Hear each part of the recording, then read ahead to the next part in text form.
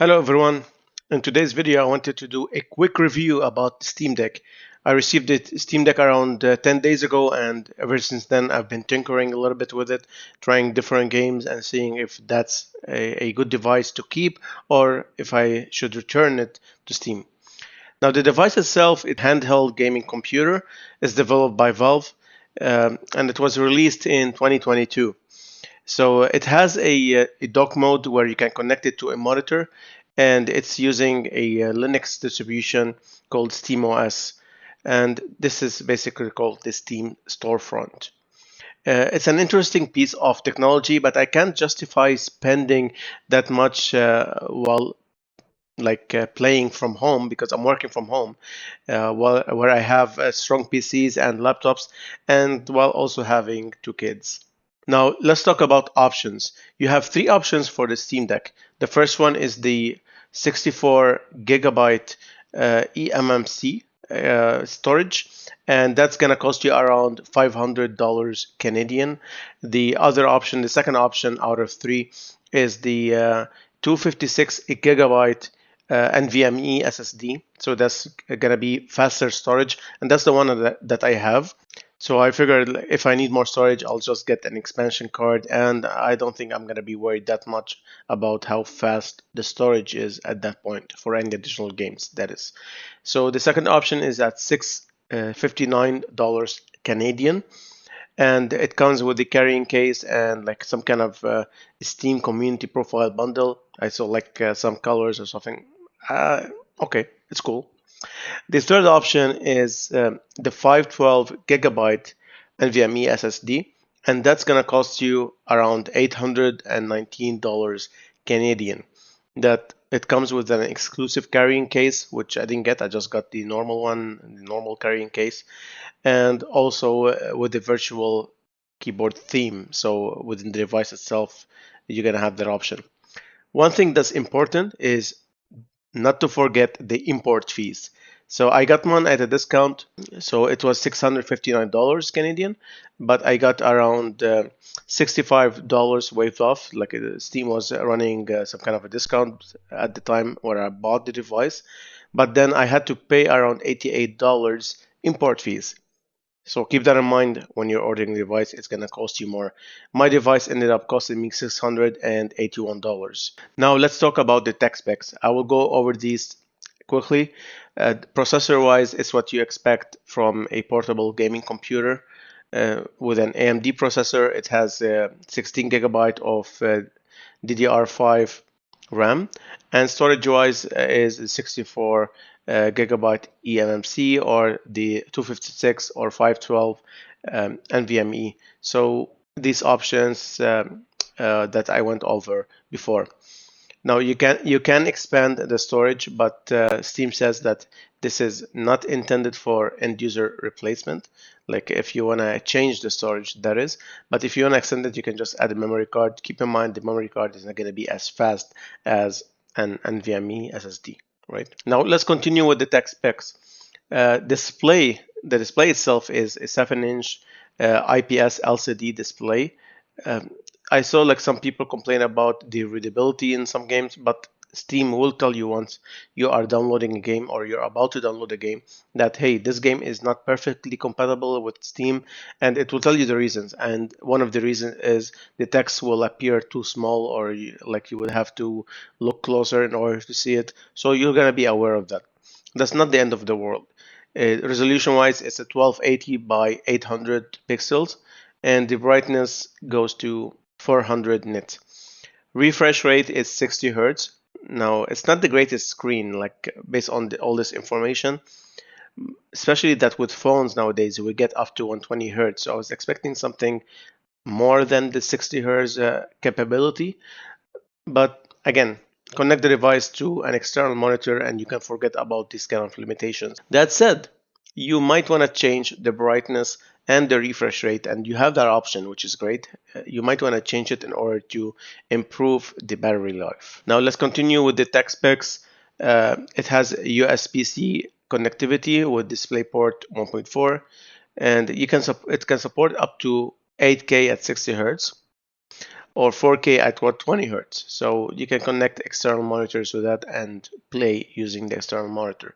I saw a lot of things, a lot of tests where users are actually using their Steam Deck computer, like portable device, as a computer, and it's very interesting to see how the community is reacting and always working on things in order to improve this kind of device and exploit it to the max. So there is a dock. The Steam docking station is a solution to a lot of the limitation that the Steam Deck has. So you can just dock your device and connect your peripherals. You can let it charge overnight and all this stuff. It's perfect for extending the places and the ways that you can use your Steam Deck. Now let's talk about the benefits. Personally, these are the benefits that I saw from the device. Uh, First of all, the portability. And that is something funny that I saw on the box when I first opened the Steam Deck. I kept seeing, like reading, play on the train, play on the plane, play on your throne, play on the moon. It kept escalating. So portability is definitely the most important factor of this device. And I will go to the cons afterwards. The second benefit is the ability to download and play a lot of games from the Steam library. That's something that the competitors uh, could struggle with, and especially that they have a very limited collection of games compared to Steam. Now, game prices. Other competitors' prices are outrageous because you see like Steam offering some games at $20, $30, $10 sometimes. Like you get so many different games, and the Steam library is constantly like Steam is constantly working on getting more games compatible with the Steam Deck. So that's great, and you have that option to use. While on the Nintendo Switch and other portable devices, some games I've seen that there are 60 and 70 and $80. All the games are pretty expensive compared to what I've been seeing on the Steam Deck. So that's something to keep in mind. Now we have to talk about the shortfalls of the device. I know I said portability is the most important factor, but you do need a case to protect the device, right? You don't want to end up with a broken screen or a broken device, and then uh, that's it.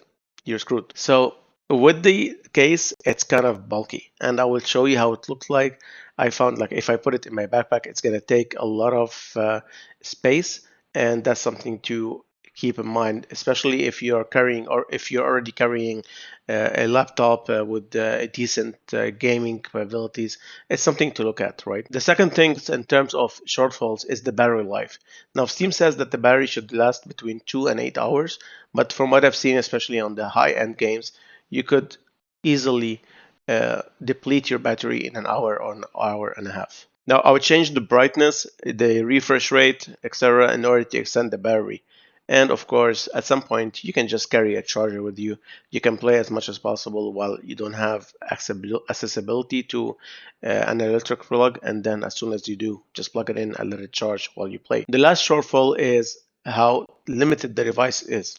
And basically, it's just that you have access only to the Steam games. And that's something that I didn't like. But while doing more research, I realized that there are some emulators, there is a vibrant community that's working on allowing non-Steam games to run on the Steam Deck, and it's very popular. If you look on YouTube, if you look on Google, you're gonna find a lot of tutorials and videos on how to run like EA games or other games on your Steam Deck. So it's a shortfall, but it's not really if you're willing to tinker around with the device and you're willing to be a bit technical with it. So the question is, am I keeping the Steam Deck?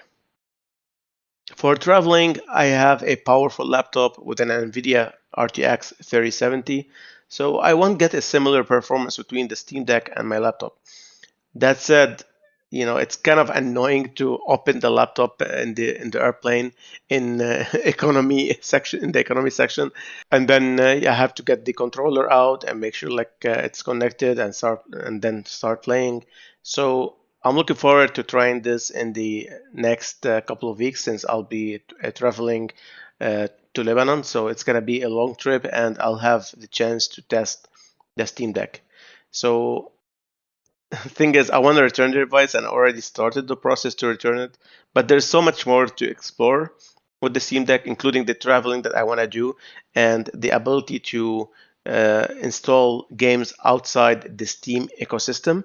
So I want to try to do that as well. And this might translate to more reviews and tests and more presentations and videos for the future. I think I'll end up keeping it, but I'm still kind of worried about the bulkiness of the device with the case, and it's gonna be hard to justify carrying that in my backpack while traveling, especially that I will still have my laptop with me in order to work, to play, and to do video editing for YouTube. So that's something to look at, which takes me to the following. Should you buy it? Now, I have the pros and cons for you. I explained what I experienced, and I wanted to summarize it in a way that based on these questions, you'll be able to know whether the device will be a good fit for you or not. So on the pro side, do you want to play games on your commute? So if you're taking the train every day, the metro, if you're traveling a lot, if you want something that's just flexible and you can just pick it up and play the games that you love, especially on in the Steam library, that would be a yes to buy the device. The second point is if you don't want to pay a lot for games, Nintendo, then I would get the Steam Deck because you will get similar performance and you will have much more games to play with and enjoy. And the third point is if you don't mind tinkering with the device, you can get some games from other stores or other developers to work on the Steam Deck, which would be something great as well. And that would be an added bonus or a good point for you when you are considering buying the Steam Deck or not. Now, on the negative side, I have 2 points for you. The first one is if you have a laptop that you keep traveling with, a laptop that has a decent graphics card, then it doesn't make a lot of sense to get the Steam Deck. Of course, there are some benefits to having the Steam Deck. As I mentioned before, when you're sitting in an airplane, you're limited space-wise and you want something that you can just pick up, turn on, and start playing. But also, you're gonna have a much limited games. You're not gonna have the same kind of graphics or the same kind of quality or screen size when you're playing while you're traveling in the airplane. And the second point is you won't get an OLED screen, which is one of the options available for the Nintendo Switch on the higher end side, but the Steam Deck doesn't really have that option. So I gave you all the information that I have. I will include a bunch of videos while I'm playing,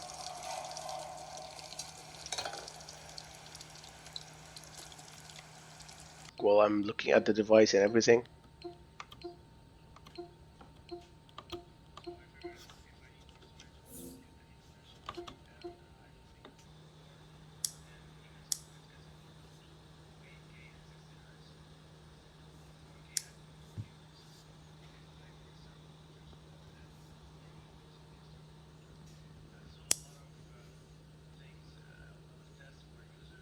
But I think it's an interesting piece of technology that I would like to keep digging more into and keep trying a few things with it.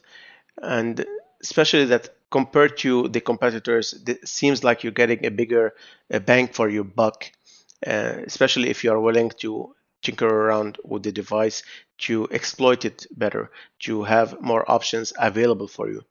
And it was mentioned at some point from somebody online, so I have no way to fact check this, that this is a loss leader for Steam, meaning that they're not really making money out of these devices, or maybe they are, but not a lot compared to the games.